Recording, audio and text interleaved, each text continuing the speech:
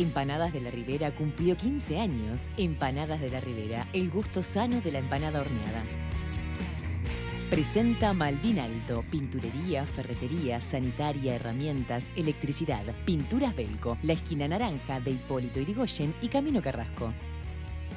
Presenta Campo Sur, hamburguesas extras, parrilleras y light sin sal, de nuestra granja a su mesa.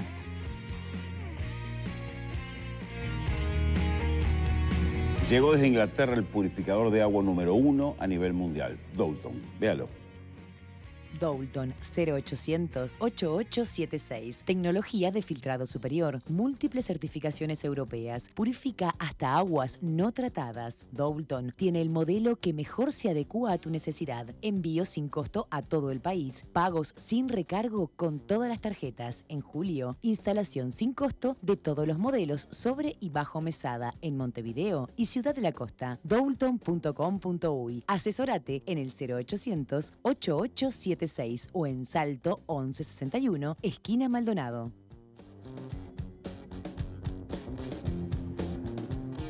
Bueno, está con nosotros, volvió, suponemos que descansó, suponemos que está como repuesta, doña Maggie Correa, que ya está en el móvil, con Fernando Amado, autor del proyecto que propone generar obligatoriedad en los debates. Parece muy pertinente, pero de acuerdo a la reacción que hubo en la presentación de ese proyecto, él propone hacer alguna modificación para que esto no sea obligatorio ahora en octubre, sino sí con el balotaje. Y seguramente Maggie, a quien voy a estar viendo en segundos, veo que está dentro del Parlamento, pues está sin campera. Así que supongo que está dentro de un edificio, espero que no tome frío. O en la Junta Departamental, me dicen, en la Junta Departamental, perfecto. Muy bien, la dejo a usted. Después que me muestre esa sonrisa, yo no le puedo decir más nada. Así que avance usted con el móvil, que ya sabe cómo hacerlo, usted lo sabe de memoria. ¿Cómo anda, Nano? Muy buenas tardes para todos. Es cierto, se establecieron algunas modificaciones. Ayer elaboramos un informe para Subrayado donde se dejaba expreso, por lo menos de manifiesto, lo que tiene que ver con las molestias, sobre todo el candidato colorado Ernesto Talvi, de cara a lo que sería el orden o entre quienes tendrían que debatir. Eso, por lo pronto, ya se lo voy a consultar a Fernando Amado, al diputado, pero no está establecido cómo sería el orden o quién con quién debería debatir. Sí se establece en otro de los proyectos, porque son 3 los que están actualmente: el que promueve Fernando Amado, el que promueve el diputado del Frente Amplio Maía y, por otro lado, el del propio Frente Amplio. Pero vamos a conocer cómo sería lo más democrático posible este proyecto de ley, sobre todo de cara a estas elecciones presidenciales que no establecen una obligatoriedad de cara a octubre, pero sí en caso que hubiera balotaje. Muy buenas. ¿Qué tal? Buenas tardes. El objetivo era tratar de que se legislara por lo menos una expresión de mínima en cuanto a la obligatoriedad de los debates presidenciales. Eso fue el espíritu de mi proyecto de ley en 2011, que después volví a presentar en 2015. Y de alguna manera, por suerte, yo creo que ya hay una parte de toda esta discusión ganada, que es que el tema de los debates está en la agenda, ¿no? Y está hace bastante tiempo. Y de hecho hubo hasta debates antes de la elección de octubre, voluntarios rumbo a las internas. El tema se trancó un poco en la Comisión de Constitución de Códigos por la instrumentación de lo que tiene que ver con los cruces, llamémosle, de cara a octubre, ¿no? O sea, el balotaje no es problema, son 2 candidatos, son 2 competidores, es bien sencillo. Pero en el proyecto suyo no está establecido quién debería debatir con quién. No, en el proyecto mío inicial, la idea era que fuera un debate entre todos, un debate obligatorio entre todos los candidatos a presidente en la primera vuelta y un debate entre los 2 o las 2 candidatos a presidente rumbo al balotaje. Ese era mi proyecto, de mínima, ¿no? Es decir, bueno, nos garantizamos que todos los candidatos a presidente se exponen a un debate obligatorio, como hemos visto en muchos países. De hecho, en la exposición de motivos de mi proyecto de ley está. Hay debates numerosos en donde participan muchos candidatos a presidente al mismo tiempo y salen bien. Es decir, ese no es el problema. Lo que pasa es que después el proyecto se tuvo que ir adaptando a los temas políticos, ¿no? Es decir, el Frente Amplio, por ejemplo, planteó en un primer momento el hecho de, bueno, debate sí, pero mano a mano. Entonces ahí ya no era un debate en donde podían estar todos, sino que el Frente, es decir, apoyaba un proyecto de esta característica siempre y cuando los debates fueran mano a mano. Eso hizo que hubiera que generar una ingeniería para tratar de buscar los formatos de selección para armar los mano a mano. Y allí se centró el centro de la polémica, digamos, ¿no?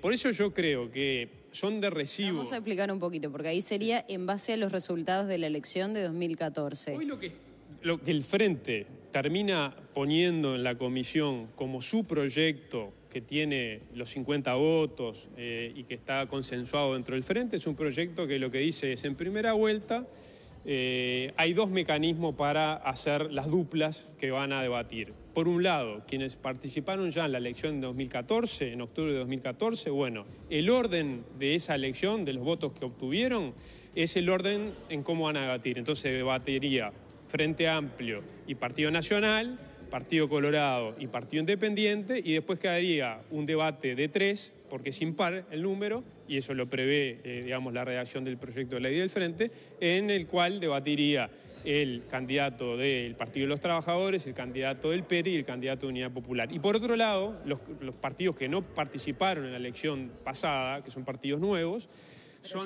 pero sí de esta, son regidos por los resultados electorales de la interna pasada. El primero contra el segundo, el tercero contra el cuarto. Es decir, Cabildo Abierto versus Partido de la Gente y Partido Digital versus Ayes, ¿no? Es decir, ese era el formato y es lo que hoy está planteado en la comisión. Con todas estas situaciones políticas, yo lo que creo que... A ver, no estamos hablando de un proyecto de una política pública ideológica, la cual está perfecto que de repente se apruebe justo con un voto y con una gran mayoría en contra. ¿Por qué? Porque eso es parte del juego democrático. Acá estamos intentando aprobar un proyecto de ley que termina siendo parte de las reglas de juego de la competencia electoral. Y por tanto, yo creo que lo saludable es que tenga el mayor respaldo político y parlamentario posible. Por tanto, yo lo que le he propuesto al Frente Amplio y a los otros partidos, he hablado con diputados de todos los partidos, es que lo de octubre quede legislado, pero empiece a regir recién a partir del 2024, o sea, en la próxima elección, así todos los candidatos, todos los partidos ya saben cómo es. El fundamento que propone hoy el Frente Amplio, que es en un ranking de más votación. Bueno, yo creo que ahí se podría modificar, porque de repente no sería necesario que hubiera como dos ligas, o sea, se podría ir hacia solo un legitimador de votos, o sea, por ejemplo, la interna, podría ser una opción. Hoy, es decir, se da eso por también situaciones que se fueron dando a lo largo del debate parlamentario, de generar como dos ligas para generar las duplas, ¿no? Entonces yo creo que se puede ir, ya que tenemos vía libre, ya que nadie está legislando con nombres a la vista ni con resultados a la vista, se puede legislar, bueno, pensando en que esos cruces pueden surgir del orden de la interna, por ejemplo, y que sí quede establecido como obligatorio y se dé en esta elección el debate del balotaje. Es decir, ese sí que se dé y que quede igual como estaba previsto. Amado, entonces, para pasar a limpio, el proyecto que hoy usted maneja, o por lo menos se va a debatir las modificaciones a la Comisión de Constitución, es que para octubre, la primera vuelta de las elecciones presidenciales, no haya un debate obligatorio, pero sí entre los dos que pasen al balotaje en caso de que pasaran. Exactamente, que en esta instancia no haya debate obligatorio en octubre, sí lo haya en el balotaje, y que sí ya dejemos legislado con anterioridad las reglas de competencia, ¿no? Eso es lo que falta discutir. ¿Qué es lo que falta discutir? Pero eso yo creo que es bastante fácil de ponerse de acuerdo porque ya no estamos hablando sobre casos concretos, sino sobre casos hipotéticos dentro de 5 años, en donde ahí nadie tiene, intereses creados que defender. ¿Qué pasa? ¿Cómo se viene analizando esto en la Comisión de Constitución? ¿Hay cierto apoyo a esa idea por lo pronto? ¿Y cuándo se podría pasar a votar a diputados? La fecha de votación en el plenario de diputados está ya prevista y es el 6 de agosto, ¿ah? La primera sesión de la Cámara de Diputados del mes de agosto. Eso es así, está arreglado, está acordado entre todos los partidos.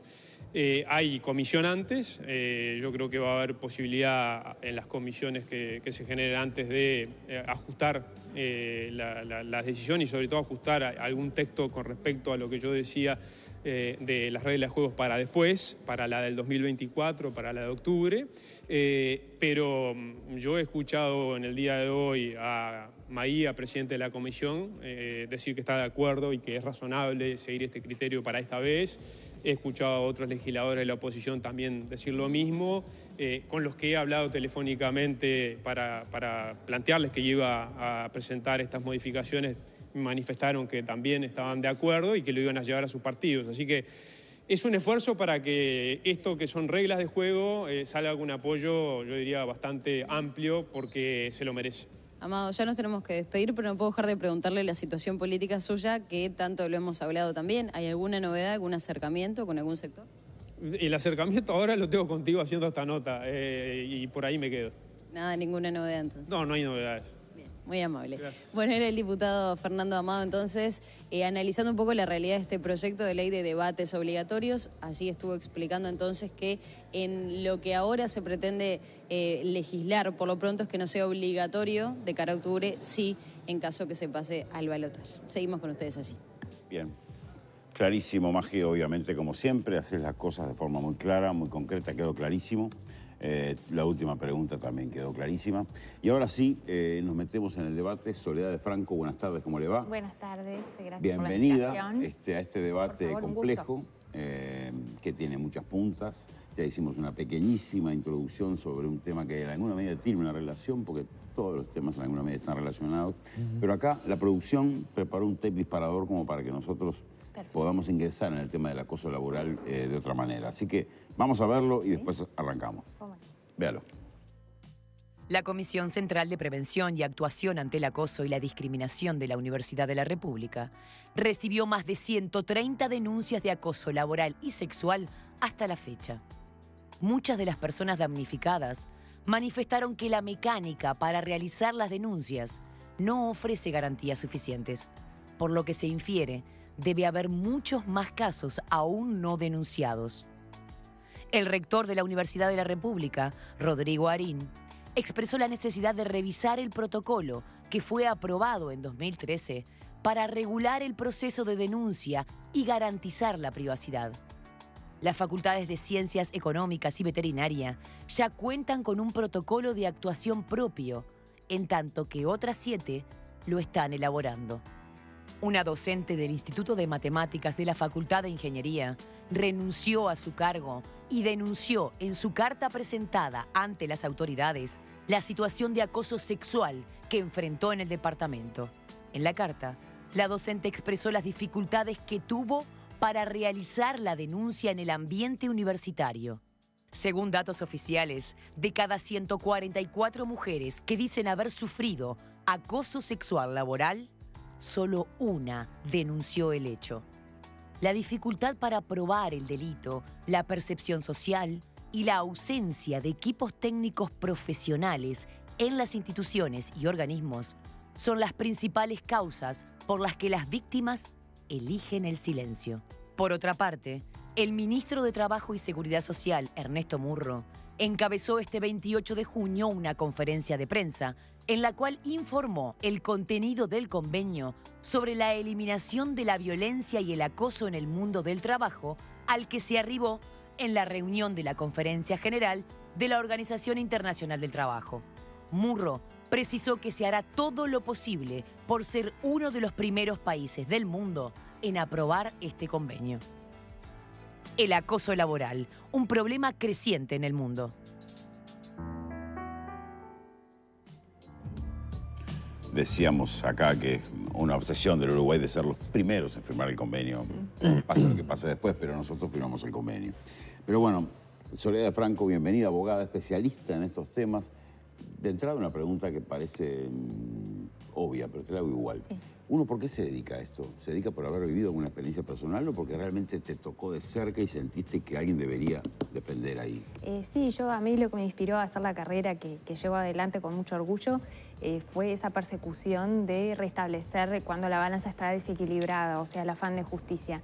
Y sí, lamentablemente me tocó vivir por allá por el año 2009-2010 una situación bastante lamentable que yo en su momento no entendí, no comprendía qué era lo que me pasaba. Había accedido a un organismo público, a un ministerio concretamente, por un concurso abierto, oposición de méritos. Y bueno, fue en ese momento, creo que el mío, el único en 500 contratos que tenía el Estado que no se renovó. Y el motivo claramente era que yo no tenía una afiliación ideológica correcta para quienes estaban en ese momento. O sea, no contaba lo que era mi trabajo y bueno, empecé a sufrir unas sobrecargas de trabajo terribles. Cada vez tenía más y más trabajo, pero cada vez menos podía cumplir. Me desaparecían cosas. Había todo un sistema como de que todo el mundo sabía que el único contrato que no iban a renovar era el mío, menos yo. Pedí en aquel apoyo. momento no eras consciente. No era consciente de cuál era el nombre. Y es más, por eso es que yo entiendo tanto a las personas que les pasa esto, porque yo muchas veces decía, bueno, ¿qué habré hecho? ¿No? Quizás soy yo que no sirvo, quizás soy yo que estoy por debajo de lo que se espera, pero a su vez, yo lo que veía era que muchas personas que trabajaban en el mismo lugar entraban, salían, hacían una vida bastante loca desde oficina, mientras yo pasaba obsesionada trabajando y cada vez día a día me crecían más la cantidad de expedientes a estudiar. Hasta que un buen día el jefe de la jurídica en ese momento, no sé si es el mismo, empezó a llamarme, cuando todo el mundo se iba, me empezó a llamar a su escritorio, entonces me decía, este informe no, este otro tampoco. En su momento me llegó a tratar, por ejemplo, de inquisidora. Entonces empezamos ya en situaciones que eran bastante irrespetuosas, siendo que los profesionales, abogados, en fin, del rubro que seamos, tenemos lo que se llama independencia técnica, por ley, para opinar y el jefe, si está en desacuerdo, opina después. Pero claro, eso obligaba a que el jefe tuviera que sentarse, estudiar el expediente y tuviera que fundamentar en contra. Y bueno, y eso fue una situación muy desgastante, me mató laboralmente en ese tiempo. Y yo siempre he tratado... No me lo renovaron al contrato.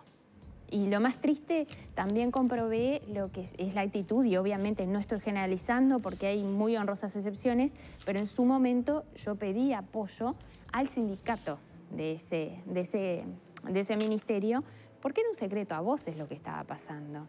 Y bueno, me dijeron, sí, tenés razón, pero marcha presa. Entonces ahí fue que a mí se me despertó y digo, bueno, tengo necesidad de empezar a buscar qué es esto, a entender. Y comencé mi investigación. ¿No es un poco lo que pasa hoy de 140 mujeres, una denuncia? Sí, es que justamente por eso. Por un lado tenemos, creo que son varios factores, es multifactorial. Por un lado no tenemos una ley específica que regule lo que es el acoso laboral. Sí hay ley que regula el acoso sexual, pero el acoso que se da en el trabajo, que tiene una índole no sexual, no está regulado. Ese es el primer punto. Entonces, ¿qué pasa? Nos regimos por las reglas generales, ¿sí?, del Código Civil, cuando se trata de funcionarios públicos, la Constitución y reglas generales del derecho del trabajo cuando se trata de trabajadores privados, pero el problema que enfrentamos es que eso siempre se aplica por una analogía, ¿no? O sea, yo resuelvo un caso por la similitud que tiene, ¿verdad?, una norma con otra, pero no hay una ley específica. Y para que ustedes se hagan una idea, si vamos al caso de Australia, por ejemplo, acosar laboralmente a alguien está penado con 10 años de cárcel. Y sin irnos tan a los extremos, tenemos que en Francia también es delito y en España también. Entonces... ¿Con pena de penitenciaría? Sí, claro. Es más, ustedes saben que hay un caso que yo lo vengo siguiendo hace mucho tiempo, que es de interés periodístico incluso, que es el caso de France Telecom, la actual Orange, que es una compañía de telecomunicaciones francesa, que tuvo un insuceso en un periodo de tiempo de que los trabajadores se suicidaban, más de uno se tiró de la sala de reuniones, otro se ahorcó en el lugar de trabajo, hasta el que a mí personalmente más me impactó, que escribí un artículo sobre ese tema, fue un hombre que estacionó un lunes, se bajó en el parking, se prendió fuego, se inmoló frente a su lugar de trabajo. Eso que generó que ahí tuviera que intervenir el gobierno francés y al día de hoy, exacto, y toda esa cantidad de muertes se les están imputando al gerente general de esa compañía y bueno, y a todos los otros cargos que estaban por debajo. Pero o sea, estamos hablando de la asociación trabajo y muerte, ¿no? Entonces yo creo que da para pensar seriamente, así como debe haber muchísimas denuncias que son infundadas, porque también yo a la gente le digo, no todo es acoso.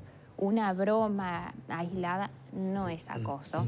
Un destrato aislado tampoco es acoso. ¿Cómo se entiende el acoso? ¿Hay una manera de interpretar cuando realmente es acoso o hay un bromista que...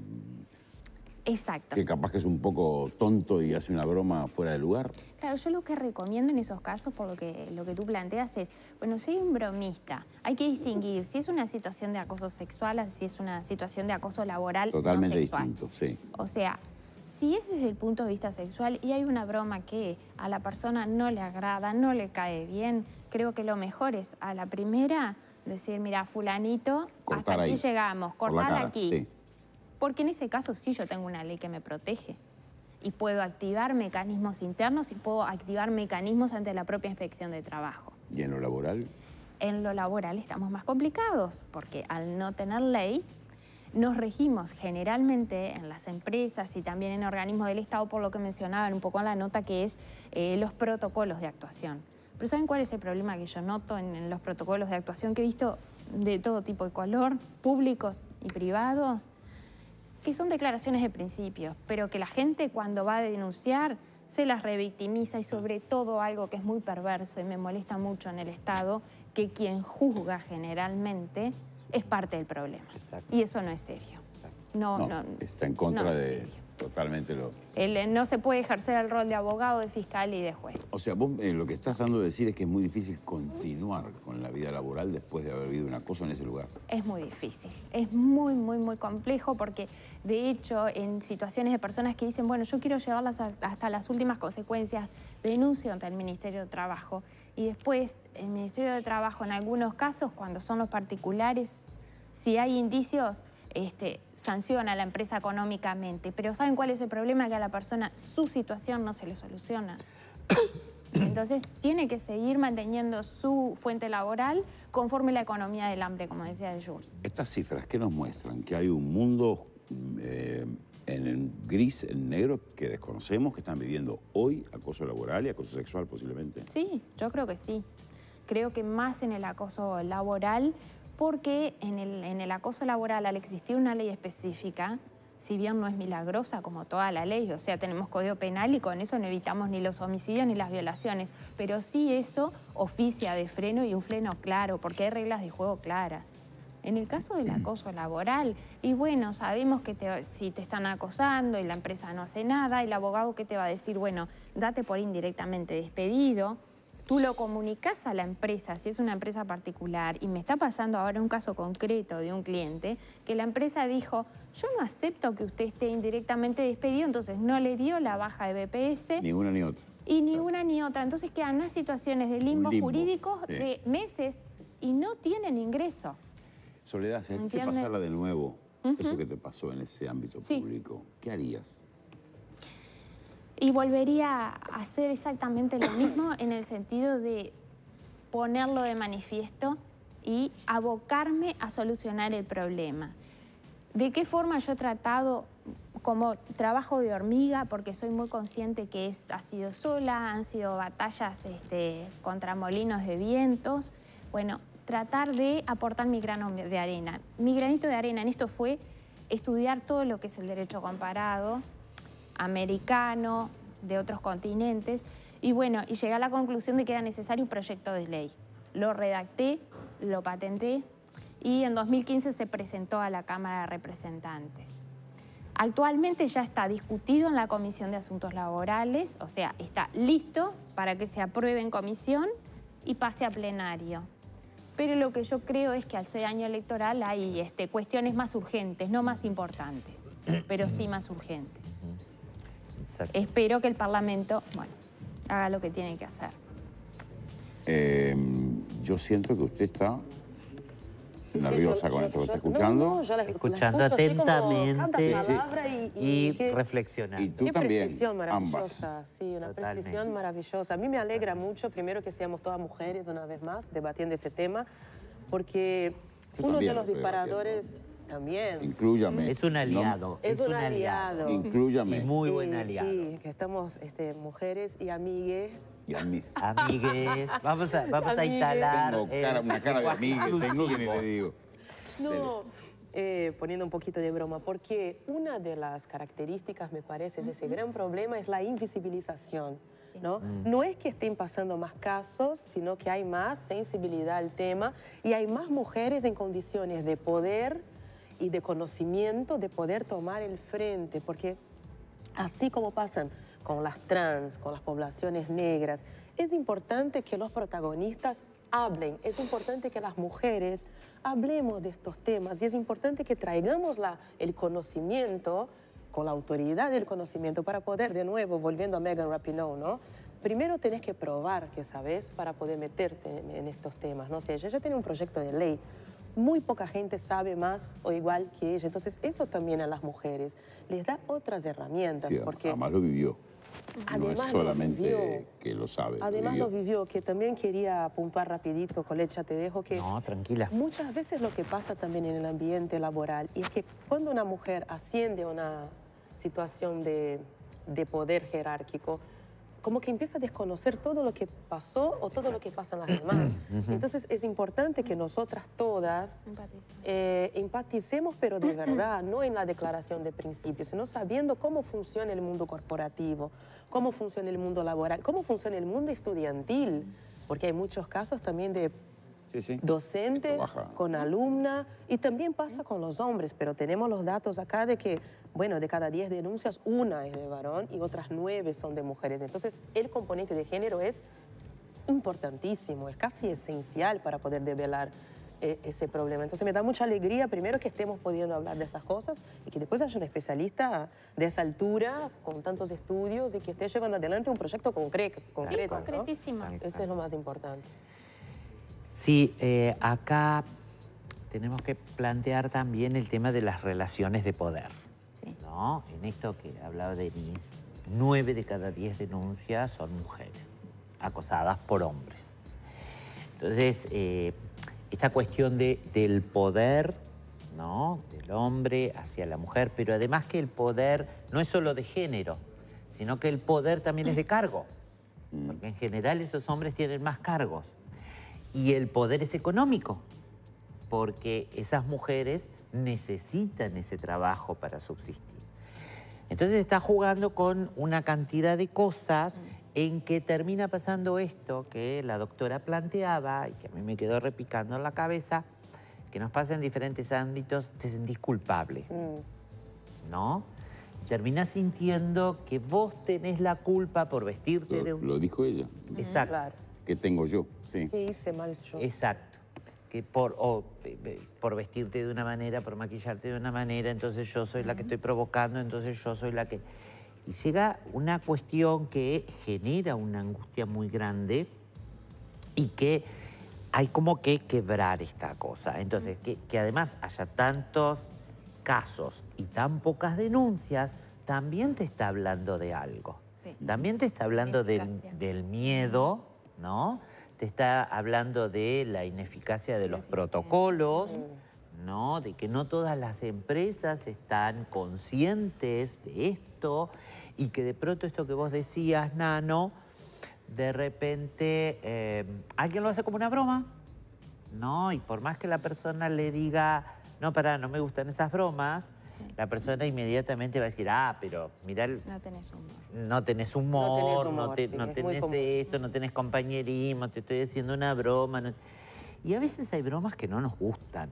Sí, sí, sobre todo si se insiste. Exacto. Y, Si no se toma claramente el mensaje. y lo otro que también es muy difícil. ¿Cuán difícil de probar es eso? En esta cuestión del poder que yo te planteaba, ¿no? ¿Cuán difícil de probar es para la víctima, ¿no?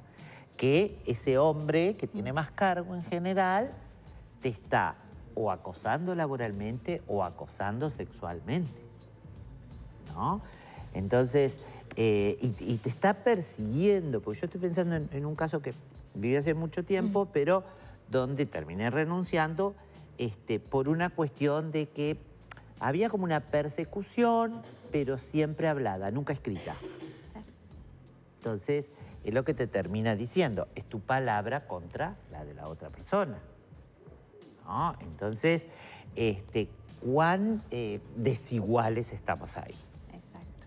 Y además, por lo que tú decías, es un juego donde hasta ahora siempre ha perdido la víctima. Sí. Rescato dos cosas que me a parecieron muy importantes de lo que ellas expresaban. Una es que hay que tener bien en claro de que acoso, sea del tipo que sea sexual o sea laboral, sin contenido sexual, implica siempre una cuestión de poder, un desbalance de poder que va más allá del poder económico, va más allá del sexo, ¿sí? A veces, como se ha estudiado por algunos psicólogos, dicen que es la mera envidia, ese sentimiento no justificado por lo que el otro tiene y que a mí no me basta contenerlo, sino que deseo destruirlo. O sea, son situaciones bien interesantes, ¿no? Eso por un lado. Entonces, lo que es acoso no es conflicto y, por tanto, los mecanismos de resolución de conflictos, la mediación, la negociación no se aplican. Claro. ¿Sí? Claro. Eso punto por un lado. ¿Funcionarían si se aplicaran a tu criterio? No. ¿Hubieran funcionado contigo? No, ¿tú sabes No. por qué no? Porque eso supone, si se lo trata como conflicto, tú en un conflicto tenés dos partes que pueden estar enfrentadas a muerte, yo puedo estar en las antípodas de lo que tú pensás, pero somos iguales. Chocamos, Con pero algo vamos de común, frente. sí. ¿Ah? En el acoso hay un poder aquí arriba que puede ser del contenido que sea, puede ser político, ideológico, religioso, sexual, lo que sea, es de lo más amplio, y hay alguien que está aquí abajo sometido, bajo la atenta mirada de varios que conforman el circo y son los testigos mudos. ¿Cómo se arregla eso, Soledad?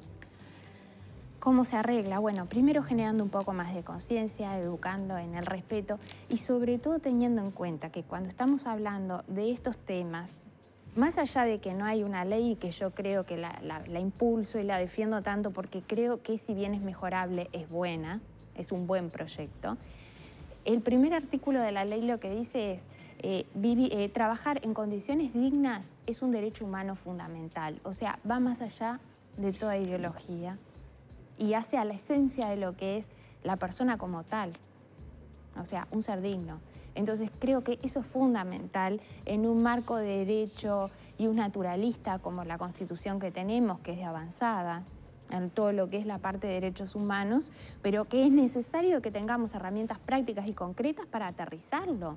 Por ejemplo, respondiendo un poco a la inquietud de las señoras, el tema de la prueba, que es el factor diabólico que tienen estos problemas, está previsto en el proyecto de ley lo que se llama la presunción, ¿sí? A través de la prueba, perdón, a través de presunciones simples preestablecidas en la ley.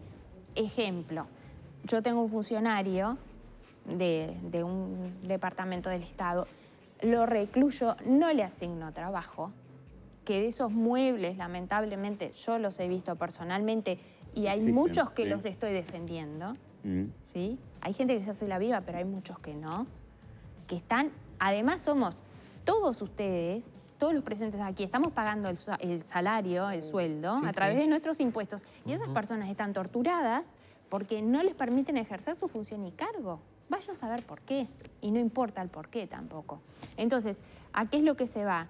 Que este proyecto de ley busca, por ejemplo, facilitar la prueba desde el momento que yo diga, bueno, como denunciante acredito que no me asignan trabajo, lo hago a través de testimonios, de fotografías, de constancias notariales, y ahí va a ser el otro, va a ser la empresa o va a ser el propio Estado, el que va a tener que demostrar y decir, no, mire, está ahí porque en realidad la persona pidió para estar ahí, esgrimió una justificación médica, en fin.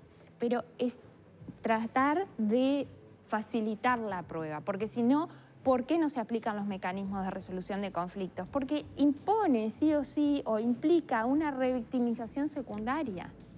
Sí, siempre lo dramático de esto es que volvemos a lo mismo. ¿Cómo se recompone esa relación laboral después de hecha la denuncia?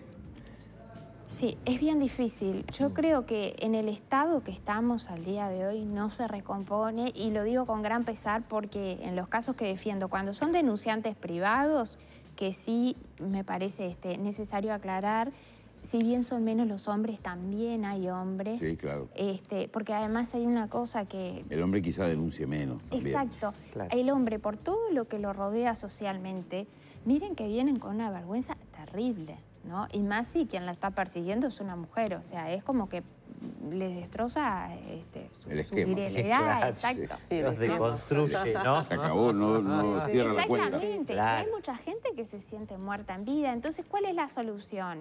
Yendo a lo práctico. Y bueno, si tú estás en el territorio del derecho laboral privado y tenés que decirle, bueno, aguantá lo más que puedas, y te dicen, sí, pero me estoy muriendo. Y bueno, cuando llega el momento final es el propio psiquiatra que te dice, no, tiene que salir del lugar de trabajo, y tú como abogado lo orientas para que se dé por indirectamente despedido, le inicias un juicio a la empresa y ahí te enfrentás a múltiples contingencias, que la empresa sea solvente, porque si la empresa no es solvente no paga, y bueno, y todo eso es Pero no una se puede larga... demostrar desde el punto de vista clínico Sí. un desajuste personal producto del trabajo. Por supuesto, porque hay además indicios que creo que son importantes como tips para dejar a la gente, A ver. ¿no? Eso tiene que estar diagnosticado Eso por un también. médico, lógicamente, pero hay personas que empiezan y dicen, bueno, tengo erupciones cutáneas, se me cae el pelo, no duermo, tengo disfunciones sexuales, estoy irritable, estoy depresivo, tengo ganas de morirme. Un médico que conoce del tema, un psiquiatra que conoce del tema, igual que psicólogos que están especializados, y los hay en esta temática, perfectamente pueden ir buscando si hay una conexión entre esos signos y síntomas con algún problema de su vida particular, o si salta que es relacionado al trabajo. Qué temita, Sí, bien doctora, importante. eligió un lindo tema usted, ¿eh? Qué maravilla. Bueno, nos tenemos que ir a una pausa, ¿les parece? Mientras Vamos, respiramos un tomar poco. aire. Muy bien, ¿Eh? muy bien. Bueno, a ver, me dicen acá, yo tengo una acosadora acá, ¿sabes? Tengo una acosadora acá. ¿Puedo dar el nombre de la acosadora? No, ni eso, no puedo. ¿Ves cómo se arregla esto? No puedo dar el nombre. Bueno, doctora, muchísimas gracias. Revelador. Creo que a los televidentes seguramente más de uno se sintió identificado con esto. Sí, Posiblemente más de uno esté viviendo algo así, no sea tan consciente que lo está viviendo. Exacto. Creo que fue un disparador, tal como el TEP que ponemos acá. Le agradecemos un montón, la vamos a volver a convocar desde ya, Por le favor, digo. la agradecida soy yo con ustedes. A ustedes, por supuesto. Hoy Placer, como Muchísimas siempre. gracias. hicimos un panel chiquito con un invitado y 2 temas. De lujo. ¿Te das ¿Te- cuenta? te vio? Sí. Hoy Rendimos. Yo es acoso laboral. Yo Esto le digo, puede... ¿Viste que le digo a rendimos? Denise, productividad. Somos productivos. Tremendo. le digo a Denise que nosotras dos somos la disidencia del panel. Muy bien. Y además somos rendidoras. Y usted se vino como ¿Viste? Garibaldi ahí. Pero Vino vio, por favor. Bueno, Yo le tengo que contar algo. Helpline ofrece el teléfono ideal para adultos mayores y personas que viven solas. Mira, véalo. Con forma de reloj pulsera, los afiliados a Helpline lo pueden usar en la muñeca. Tiene un solo botón para llamar y pedir ayuda, sin prenderlo ni apagarlo. Presione el botón e inmediatamente escuchará la voz de nuestras operadoras. Además es impermeable, lo que significa que lo puede usar dentro de la ducha. Helpline, siempre junto a usted, al alcance de un botón. Bueno, ya está en piso el doctor Villar, Maciel, el hospital donde se hizo la primera anestesia, 230 años, y vamos a tratar de entender qué es esto de actitud Maciel. Parece una frase, pero creo que significa mucho más. Vamos a sentarnos con él acá a conversar de todos los planes. No nos va a dar el tiempo, ya lo sé de antemano. Por eso le voy a pedir al doctor que es especialista en eso, que me priorice como en una operación, qué es lo primero que deberíamos saber para entender qué es esto de actitud Maciel. Ya venimos.